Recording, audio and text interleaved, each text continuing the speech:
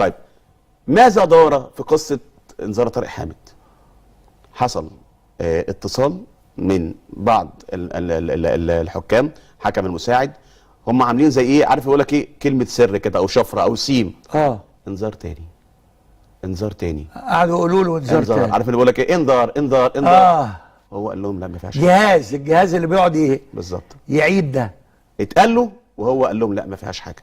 ده اللي خلى المهندس فرج عامر خرج بتغريده صباح اليوم، وهو بيقول نفس الكرة دي او حاجه قريبه منها، وكان طارق حامد بيلعب في سموحه، واحمد علي بيلعب مع الزمالك في نهائي كاس مصر موسم 2014، واتطرد طارق حامد، مع ان اللي اعتدى في الكرة دي كان احمد علي ما كانش طارق حامد.